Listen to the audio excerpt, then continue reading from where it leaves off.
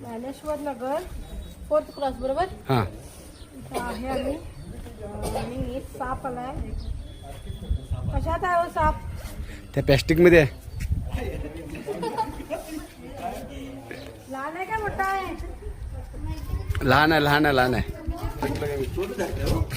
तो नाही मुलगा आणि मुलगी आहे ती. आमच्याकडे लेडीजची टीम.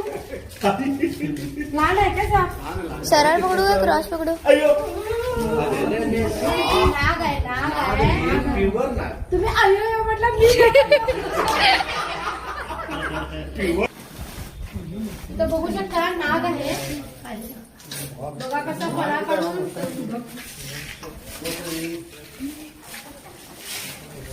हा सुंदर साप आहे.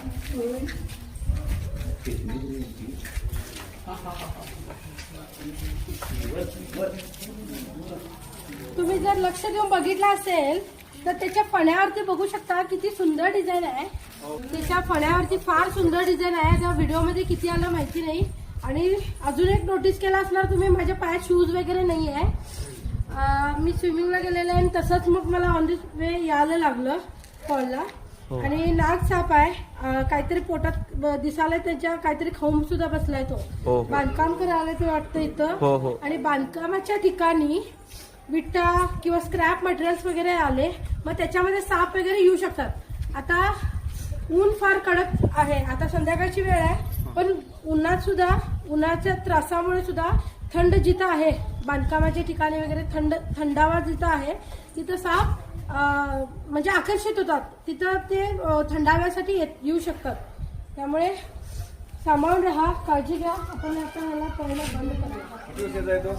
जवळजवळ 4 वर्षाचा हा नाग आहे. मोठा आहे की हो. अशा पद्धतीने आतमध्ये गेला. तर सांभाळून राहा, काळजी घ्या. तुमच्या आजूबाजूला येऊ शकतात साप.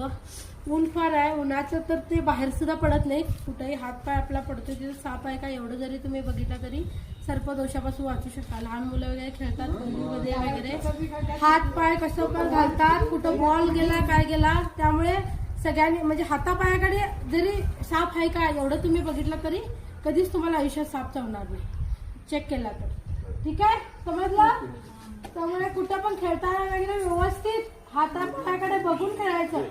खेळू नका असं कधी म्हणणार नाही मी. तुमचं खेळायचं वय आहे पण खेळताना हातापायाकडे बघून खेळायचं. मॅडम आणि काय नसेल त्याच्यात बघूया की चेक करूया. चला, आवडला व्हिडिओ जरूर लाईक करा. धन्यवाद.